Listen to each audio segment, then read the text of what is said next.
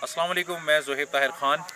आज एबटाबाद का ये एक मुकाम है ठंडियानी, यहाँ से आपसे मुखातिब हूँ। आप जानते हैं कि इस वक्त सोशल मीडिया के ऊपर एक तूफ़ान बरपा है और अक्सर ऐसे मामलात जो हैं वो होते हैं। हमारी कौम को ऐसे कुछ इवेंट्स का सामना होता है जहाँ पर कौम तकसीम हो जाती है। ऐसा ही एक वाक़या रिसेंटली 14 अगस्त 2021 को मीनार पाकिस्तान के साए में हुआ है और उसने कौम को झंझोड़ा भी है और इदारों को भी झंझोड़ा है और इदारे भी एक्टिव हुए हैं। असल में हमारा मसला ये है कि अक्सर ऐसा होता है कि जब बड़े हादसात रोनुमा हो जाते हैं तो हमारे जो इंस्टीट्यूशंस हैं उन्हें फिर ख्याल आता है कि हाँ, हम किस मकसद के लिए बने हैं, हमारा मकसद क्या है, हमारी ड्यूटी क्या है, हमारा फ़र्ज़ क्या है। एक रीज़न तो ये भी है कि नाअहलियाँ हैं और सियासी असर व रसूख हमारे कुछ इदारों के अंदर मौजूद है, जिनकी वजह से जिसका खमियाजा जो है वो आवाम को और पब्लिक को भुगतना पड़ता है। अगर इदारे इंस्टीट्यूशंस जो हैं वो अपना सही काम करें, पुलिस आवाम की हिफाजत के लिए 24 घंटे मामूर रहती है, लेकिन शायद सियासी मामलात हैं या इंतज़ामी मामलात हैं, वसाइल की कमी है, अफरादी कुव्वत जो है उसकी कमी है, ये मसाइल तो इस इदारे के साथ मौजूद है। बहरहाल फिर भी 3-3, 4-4 घंटे 15 पर एमरजेंसी कॉल के बावजूद उस मुकाम पर ना पहुंचना या कोई भी मॉब जहां इकट्ठा होता है 200, 300, 400 अफराद का, उसको कंट्रोल करने की सलाहियत लाहौर जैसे शहर के अंदर ना होना, ये एक लम्हा फ़िक्रिया है। इसके बाद अब लोग कह रहे हैं कि वो जो टिकटॉकर थी वो इंटरटेनर थी, उसे नहीं करना चाहिए था, उसकी गलती थी। देखिए, अगर कोई इस मुल्क के आइन की पामाली करता है, खिलाफ वर्जी करता है, तो उसकी सज़ा उसे मिलेगी, उसके इंस्टीट्यूशंस देंगे। लेकिन ये किसी शहरी को कतन कोई हमारा आइन, हमारा कानून किसी सूरत भी इंसानी बुनियादों के ऊपर भी, कानूनी तौर पर भी, इखलाकी तौर पर भी, या कोई मज़हब इस चीज़ की कतन इजाज़त नहीं देता कि आप किसी भी खातून को या किसी भी मर्द को, किसी अकेले फ़र्द को या चंद अफराद को एक मॉब इकट्ठा हो जाए और एक हुजूम इकट्ठा हो जाए और वो जंगल का कानून बना दे और जंगल के कानून का समा वहाँ पे क्रिएट कर दें। और लाहौर जैसे एक शहर के अंदर, जिसे हमारे साबका हुक्मरान पेरिस बनाने के अज़्म किए हुए थे, और वो पुलिस जो मॉडल थानों की शक्ल इख्तियार कर चुकी है, और उस मीनार पाकिस्तान के साए के अंदर ऐसे वाक़यात का रोनुमा होना हमारे लिए लम्हा फ़िक्रिया है। आज 2021 में हमें अभी भी अपनी सिमत को सही डायरेक्शन के अंदर जाना होगा, चूज़ करना होगा। अब हमें ये फ़ैसला करना होगा कि अब ऐसे काम नहीं चलेगा। बहरहाल आखिर में मैं आपसे ये कहूँगा कि अल्लाह ताला ने पाकिस्तान को एक इंतहाई खूबसूरत मुकाम बेशुमार अता की है। उनमें से एक ये ठंडियानी एबटाबाद का है। यहाँ का मंजर देखें, एंजॉय करें।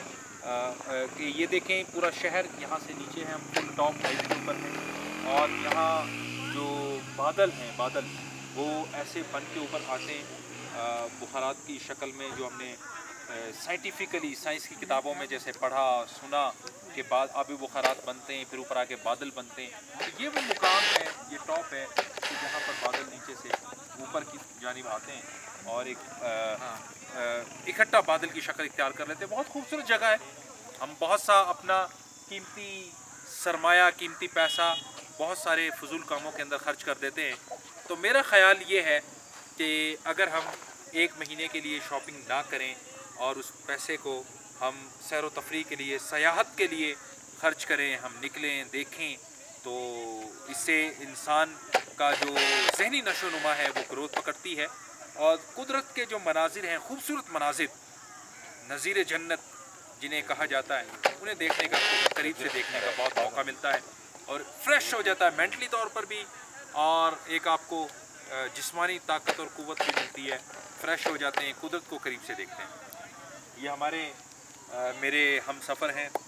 इस सफ़र के जो हमने अपना सियाहत के लिए शुरू किया था, जनाब चौधरी हसन खान साहब रिटायर्ड ऑफिसर हैं, मकसूद इलियास नंबरदार साहब बिज़नेसमैन हैं, और मोहम्मद ताहिर ख़ान मेव साहब मारूफ शख्सियत है, सोशल मीडिया की भी, सोशल भी, और इस वक्त कैमरा पे मौजूद हैं मेरे भाई अरसलान साहब, रायवंड से इनका ताल्लुक़ है।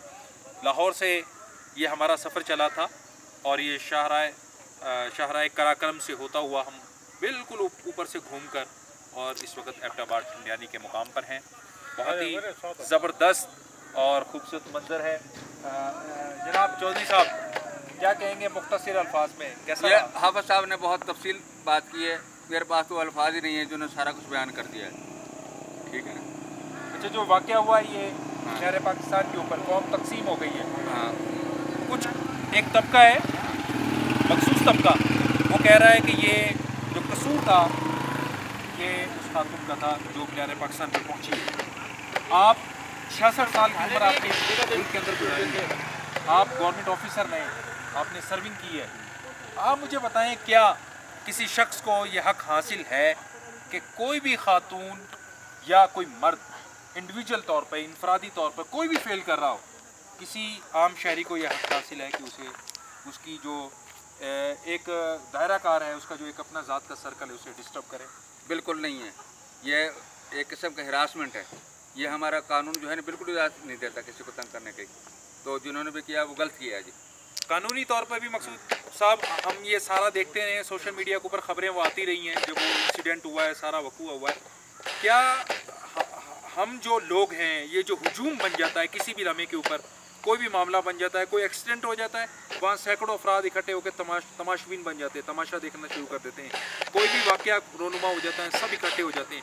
अगर कोई एक शख्स के ऊपर, एक शख्स कोई फ़र्द किसी फ़र्द के ऊपर हाथ उठाता है, तो हमने देखा है कि दसों लोग जो वहाँ इकट्ठे होते हैं, उन्हें मालूम भी नहीं होता, कोई रीज़न नहीं होती, विदाउट एनी रीज़न वो एक हुजूम की शक्ल इख्तियार करके उसको मारना पीटना शुरू कर देते हैं। चोर को, जेब कुतरे को, या किसी भी शख्स को, कोई भी गलत फेल कर रहा हो, क्या आम शख्स को ये इजाज़त देता है हमारा कानून या इखलाक या इंसानियत इस बात की इजाज़त देती? नहीं, इंसान तो बिल्कुल इजाज़त नहीं देती। और मेरे ख्याल में ये सिर्फ हमारे जो से शऊर और तालीम की कमी की वजह से ये वाक़या रोनमा होते हैं। अगर हमारे अंदर शऊर और तालीम आम होना, तो मेरा ख्याल है कि ये वाक़या रोनमा ना हो।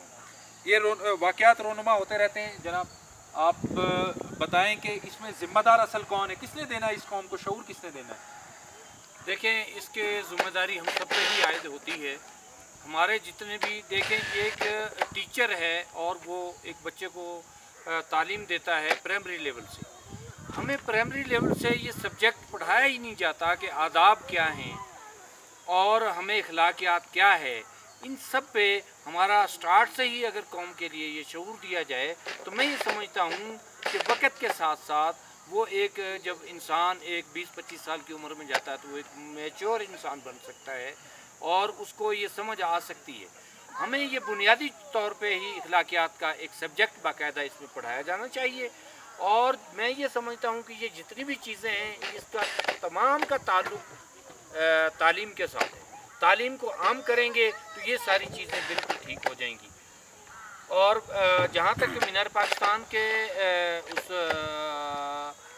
दिलखराश वाक़या का ताल्लुक़ है, तो मैं ये समझूंगा कि बिलफर्ज अगर हम ये तसव्वुर कर भी लें कि वो पूरा एक प्लान था, या जैसा भी ये वाक़या हुआ है, जिस तरह लोग ये कह रहे हैं, तकसीम हो रहे हैं, आपस में अपने ख़यालात का टकराव आ रहा है, मैं ये समझता हूँ कि अगर फिर भी अगर उस खातून का कोई इस तरह का कोई वाक़या, ये जिस तरह खातून को पेश किया जा रहा है, अगर वो एक हकीकत भी है, तो उसने भी बहुत ही गलत काम किया। उसका ये होना चाहिए था कि तालीम ये बताती है, हमारा कानून ये बताता है कि अगर कोई बगैर कपड़ों के भी खड़ा है तो किसी के नज़र उसकी तरफ ना जाए।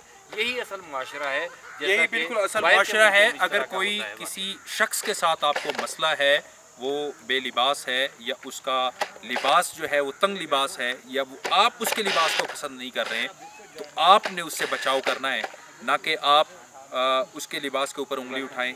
इसका इख्तियार आपको न पाकिस्तान का कानून देता है, ना इस मुल्क की इखलाकियात और रिवायात देती हैं। अब हमें अपनी रिवायात को बहरहाल बदलना होगा।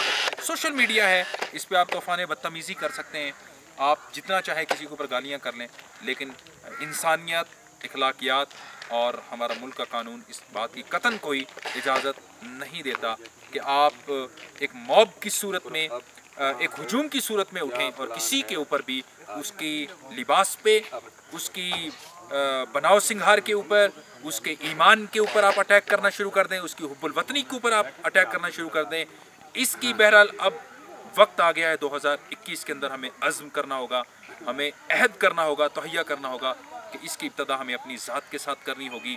तनकीद बरा इस्लाह हो सकती है, लेकिन किसी शख्स के कपड़ों को फाड़ देना और उसे फिर प्रोपेगेंडा करार देना, बहरहाल ये किसी सूरत इस चीज़ की इजाज़त नहीं है।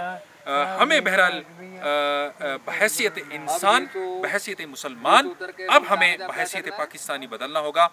पाकिस्तान जिंदाबाद। अस्सलाम वालेकुम।